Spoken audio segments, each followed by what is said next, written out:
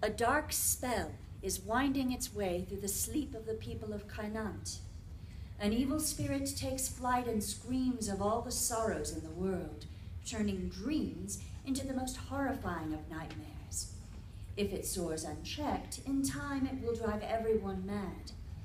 Yet a magnificent carillon sits on a hillside overlooking the town and pours music like a healing balm upon the people to cool the overheated places in their minds and hearts. At the center of their tug-of-war stands Melarok, geese-bound servant of Crenant's sorcerer, Ceccato. A woman 8 feet tall with bone-white skin and hair, she is a question mark even to herself. When she discovers that the carillon player is a lonely specter imprisoned by his instrument, she resolves to help him by calling on the music inside herself.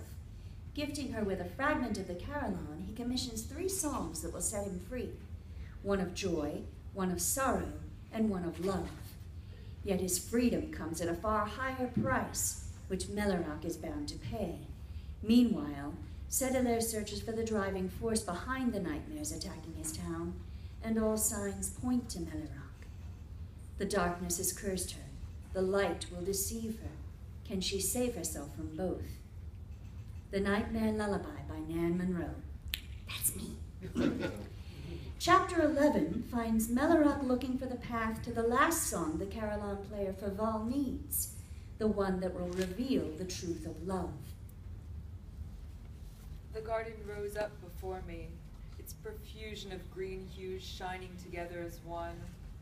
I started down the white stone walkway, glancing at each patch of plants I passed, wondering what they healed. Surely Chattanooga could conjure these plants to do what he liked. The idea drifted idly across my mind that somewhere in all this green might lie the cure for a broken heart. I froze in my tracks, taking the notion like a blow. Would I never be able to complete my song until I'd had my heart broken? I'd started the book Meneve had given me. The romantic verses of ancient Farian wove through my memory like whispers of tunes. In all of them, love danced hand in hand with grief. One could not be found without the other. A sidelong gaze fell upon the long-stemmed gentleman plant, which waved to me with a courtly beckon. Emphaphia amarot, the plant used to make love potions. A mad idea set me trembling. Absolutely never. I might not quite know myself, but I was not so far removed from what I'd always been that I would seriously contemplate. Mistress Melarok. I jolted as I turned to face my master. He looked at me with weary puzzlement, as if he had forgotten some question he wished to ask me. You've taken to my garden, I see. I imagine anyone would. Who got a good look at it? I wonder how many words we have for different shades of green. Emerald, aqua, forest, ceylon, citrine, chartreuse. I'll count them sometime. Am I in your way, sir? I can leave. Mistress Melarok, do you remember your dreams? Why do you ask? Because the key to undoing your gifts may lie there. You don't, do you, remember your dreams? If you did, you would have answered me straight. Should you like to remember them? Remember my dreams? Understand at last what I was being punished for?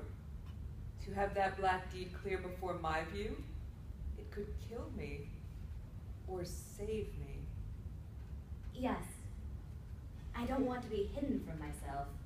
I may be able to help you, but I would need to enter your mind while you sleep.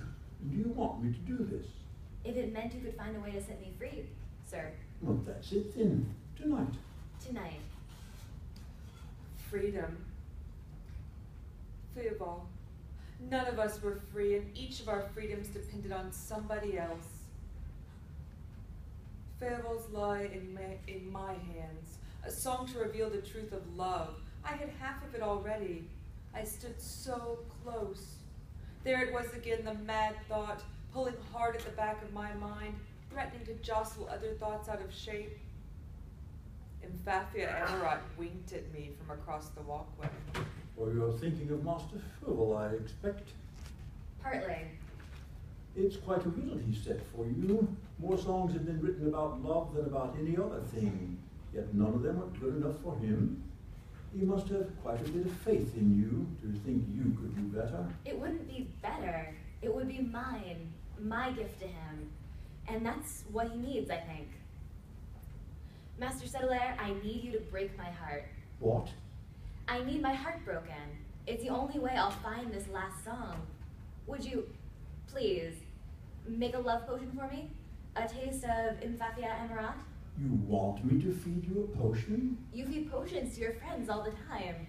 They have problems, and your elixirs solve them. Surely what I ask isn't so different. Well, it's very different. I've never used Infafia Amarat. Then this would be your chance to try it out. You really do think all sorcerers are alike, don't you?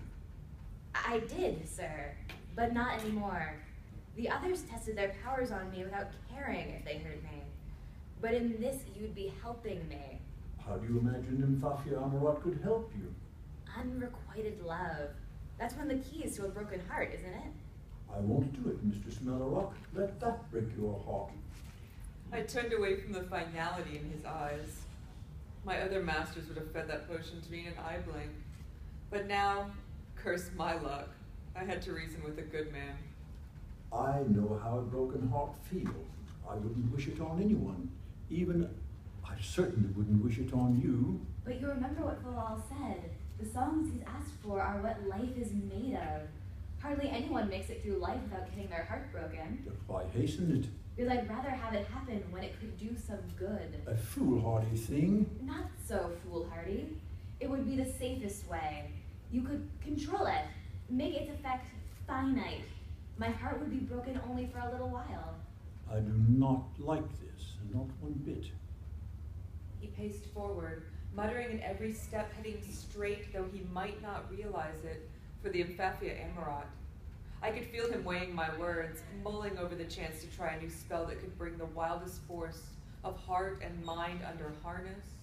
A good man he might be, but he was still a sorcerer. You've no idea what you're getting in for, madam. If I did this, I would have to give your love an object. So whom would you love? Someone who would not requite me. You haven't thought through this at all, have you? Overgrown child that you are. You think if you showed an interest in one of those young sparks in town, he wouldn't try to make the most of it? Only one thing will persuade me to do this. The potion must make you love me. Startled, I fought to drive fresh strength into my spine while the sober quarter of my mind called out, "Give in. He has beaten you." I'd hated sorcerers so bitterly for so long. Now I might be willing to like one, but I was ill-prepared to love one. My stomach pitched at the thought, and I must have grimaced, for Settler smiled, evidently thinking he had won. Only this short step lay between me and the song that would give Fuval back his life. Very well, Master Settler. Please prepare a potion that will make me fall in love with you. Then.